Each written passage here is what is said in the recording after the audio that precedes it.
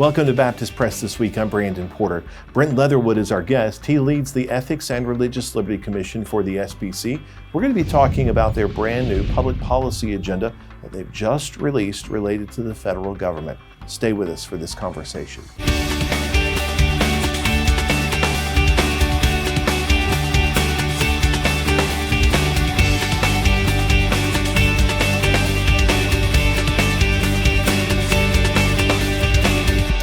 So Brent, thanks for joining us on Baptist Press This Week. Brandon, it's great to be with you. It's a big week at the ERLC. Absolutely. It's always a big week at the ERLC, isn't it? It always is. There's always something cooking, that's for sure. Yeah. So could I call this the second half of the congressional year, since we're in such a football moment in our country? Is that fair to talk about it being the second half of a congressional year? Yeah, it's the second session of Congress. And you're right, because it is now in an election year. And with it being a presidential election year, the stakes are only higher. And honestly, folks' expectations of things getting done should probably be a little bit lower. Even though they're probably higher, actually, because of the election year. Yeah. Well, yes, but generally, because of that political calendar aligning with the legislative calendar, a lot of times some of your bigger items tend not to get over the finish line because folks are starting to pay attention to November.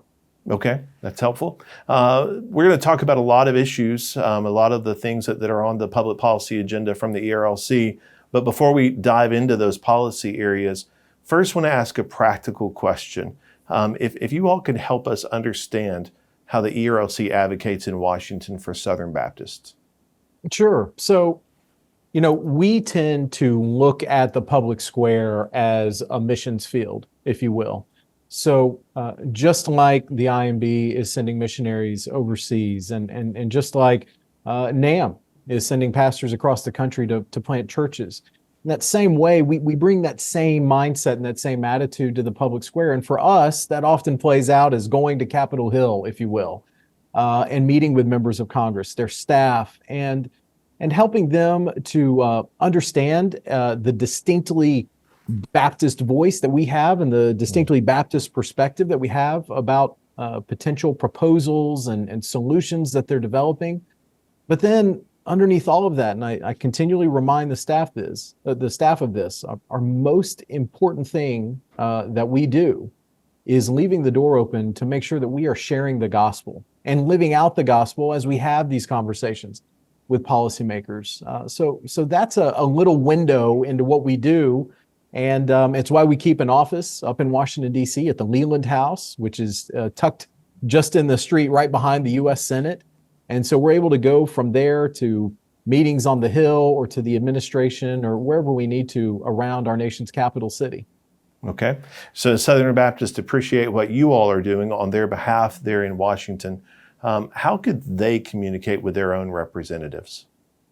Sure. So obviously there's 435 members of the House and 100 members of the Senate. And at any time, if someone is visiting Washington, they can walk right up to that office door and say, hey, I'm a constituent and I would just like to sign in or leave my opinion about a particular issue. And so that's probably appropriate if you're going to Washington on a trip or you're particularly motivated to get there. But I actually often counsel folks to go to the state offices or the district offices that are often much closer than Washington, D.C.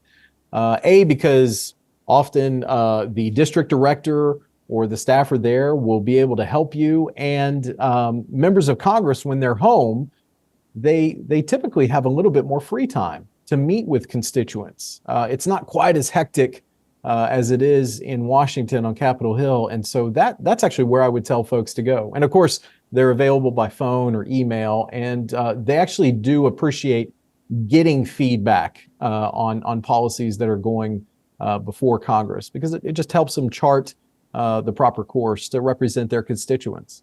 Okay, that's helpful. Thank you. Let's jump into some of these policy items now. Since the Supreme Court's decision, the Dobbs decision, overturned Roe versus Wade, people have been hearing in the media, just in chatter all over, that the pro-life battle is now in the states, that it's primarily a state issue. While that is true, it's not all that's true. There are still more than a dozen pro-life initiatives in the federal public policy agenda that you all shared back in January. Help folks begin to think about that, about those issues that you all are focusing on when it comes to life issues in DC. Well, I just want to point out the way that you framed it, Brandon, is absolutely appropriate. There's this misconception that Dobbs, big celebratory moment for the pro-life movement. It was, but at the same time, it did not remove federal policymakers' ability to weigh in on the question of abortion. Instead, what the Supreme Court said is the federal government, particularly the legislative branch and the executive branch through executive actions, will certainly be able to weigh in here, but we're going to invite back in the states to also deal with the question of abortion and how it should be regulated and limited, or unfortunately, in some cases, expanded. So that is the reality. We've gone from a focal point at the federal level to now 50 different focal points, if you will. And so that means a lot of strategy is still being developed for how to make sure the cause of life is championed at the state level. But you mentioned we have a number of different proposals that we're highlighting in this year's public policy agenda for federal lawmakers. And at the top of that is, of course, making sure that no taxpayer resources are utilized for abortion or to further it. And that first point is probably going to be, it'll bring up memories of folks of the Hyde Amendment. So that is something that Congress agrees to each year with the appropriations bills to make sure that no funds are used for abortion. We want to obviously continue that, but we would like to see that enshrined in law. So there's a bill that we're supporting this year called the No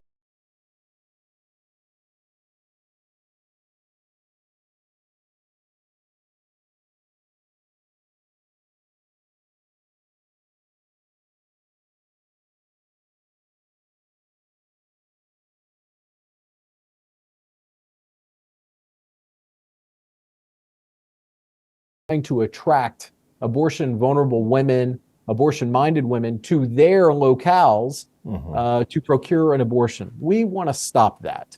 And at the federal level, something that we've been very alarmed by with the Biden administration is there's been a number of rules promulgated, particularly in the Department of Defense and the Department of Veteran Affairs, as well as HHS, to try and allow individuals to go to these various states using federal resources to get an abortion. We want to see that stopped. So any sort of abortion travel or abortion tourism, we're highlighting some of those bills. And of course, some of the ones that we've highlighted for a number of years, support the Born Alive Abortion Survivors Protection Act. So these are children who have survived an abortion. We want to make sure that they are getting all the medical resources that they would of anybody that survives a heinous act. So there's some of those bills and some of those, some of those pieces of legislation that we've continually highlighted over the years. And then, of course, we're going to continue pushing back against the agenda that the Biden administration has tried to further on behalf of Planned Parenthood and other abortion providers. Okay, thank you. That's a kind of an overview on the federal level of life legislation and life focus. We hope to come back with you soon and talk about state focus, because there's a whole nother side of that. So we'll look forward to, that conversation. Well, and I should just mention, those are all about stopping abortion. At the same time, messengers in our most recent annual meetings have asked for pro-family policies to be pushed forward. And so we're continuing to do that and really help legislators understand what it means to have wraparound care available for vulnerable mothers and anxious fathers so that families can truly thrive. So that's another part of the agenda I would call folks' attention to as they're looking through the life section. Yeah, great. Thank you. Let's shift a little bit. Let's shift over to religious liberty, another primary focus of the ERLC. Before we talk about any of the policy, what about just kind of a broad question? How would you grade the state of religious liberty in the U.S. today? Legally, it's on very good, solid ground. the U.S. Supreme Court has continually come back and said that the religious liberty rights of individuals must be respected and protected by the government. So I feel very good about that, and any sort of current challenges working their way through the courts, ultimately, I think religious liberty will prevail. At the same time, you have to admit that there are the number of challenges to religious liberty. Those are growing, particularly at the state level, municipal level. And that's something that we are very vigilant about. And this is something that all Southern Baptists should care about. Religious liberty it's a Baptist distinctive, and it is a unique Baptist contribution to the American experiment. And it's something that we're keeping an eye on behalf of our churches and on behalf of Southern Baptists. And the good news is it's in a good place, but we need to make sure it stays that way. Okay. So what should folks be watching for closely when it comes to religious liberty? So in recent years, we have talked about the Equality Act. It's a misnamed piece of legislation that would truly trample on religious liberty. That appears once again in this year's public policy agenda. It's something we're going to be very vigilant about. At the moment, kind of like we said at the outset, I don't think that this bill will make it through the Congress, and we're thankful for that. But there's a number of parts of it that we're concerned about that might be used as amendments for other pieces of legislation. At the same time, we're worried about folks trying to undermine the Religious Freedom Restoration Act, RFRA. The good news there is there's a number of states, actually in state legislatures right now, that are considering RFRAs, which we affirm. But we want to make sure that the federal RFRA, which was signed, I would add, under President Bill Clinton into law, we want to make sure that that is bolstered and protected as much as possible. And then another one that I've been highlighting on the Hill recently has been something called the Child Welfare Provider Act. That would be a federal protection that ensures that our state Baptist children's homes, for example, will be able to participate in the foster and adoption care process without having to forego our deepest held beliefs, particularly that children thrive best when they are in a one-man, one-woman married household. So those are some of the bills that we're looking at this year in the religious liberty area. Okay, you mentioned that the Child Welfare Act there. That kind of leads us into the next area we want to talk about, and that's the family-related issues. You alluded to it earlier. Talk a little bit about, I think this maybe is not the first thing folks think about when it comes to family-related policy, but it's very important. It affects our family personally very deeply, but talk a little bit about what's happening in the areas of adoption and foster care. Well, we want to continue to support any policies or proposals out there that make adoption and the ability to foster easier and more accessible for families. The reality is the vast majority of folks who do adoption and foster care, they're folks like you and me. They're evangelical Christians. They're Southern Baptists. And so we don't want to inhibit those families' ability to participate in something that we obviously know is revealed in the gospel. We ourselves are adopted. And so we want to make sure and push forward those priorities and make sure that as we do so, religious liberty concerns, like I mentioned before, are protected. So something like the adoption and foster tax credit, want to make sure that those are supported. The Adoptee Citizenship Act, it closes a loophole to provide immediate citizenship to children who are already adopted by U.S. citizens. Want to make sure that that is bolstered. And then obviously the ensure intercountry adoption, that those pathways for adoption internationally remain open and viable. There's been too many concerns in recent years where those pathways have been shut down by other countries. And so that's an area that we're going to continue to be very active on in this Congress. Okay. So, Brent, we're moving quickly through a very detailed policy agenda. I was just flipping through it. It's 24 pages in length, and we're just moving through these categories at lightning speed. And so I want to encourage people to take this, to go and to find it themselves. You can find it through the Baptist Press Story. You can find it at the ERLC's website. But to dig into these issues and gain a better understanding there. The last one we want to talk about relates to human dignity.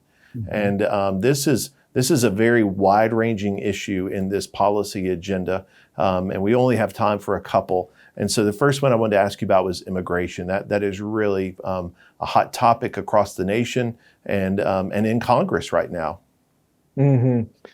Yeah, it's hard to do this document justice in the middle of, midst of a 10-minute conversation. Yeah, absolutely. But yeah, immigration, obviously it's in the news right now. There's a proposal that is being crafted over on the Senate side. And actually, I would commend Senator James Lankford. He's in the middle of all this. He's a fellow Southern Baptist. He's a strong believer. And, we haven't seen the legislative text of this yet. But what we do know is that Senator Lankford is conducting himself, honestly, in a way that is very consistent with recent Baptist SBC resolutions on this topic. The SBC has been very clear. Immigration reform needs to happen to ensure that there are open and viable pathways for individuals who are seeking asylum, who are refugees fleeing persecution.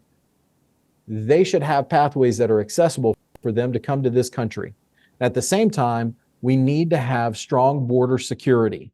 Those two things go together.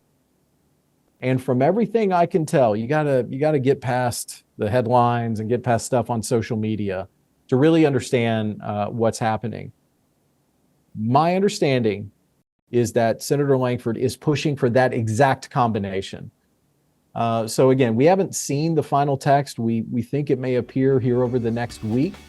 We will do our due diligence and analyze this so that Southern Baptists can truly understand what is inside this proposal. Yeah, great. So be paying attention to ERLC's website. Baptist Press will be writing stories along with you all in this ongoing development in these issues. Thanks for joining us for Baptist Press this week. We hope that you'll go to baptistpress.com. There you can find more articles and resources. While you're there, make sure to sign up for our daily and weekly emails.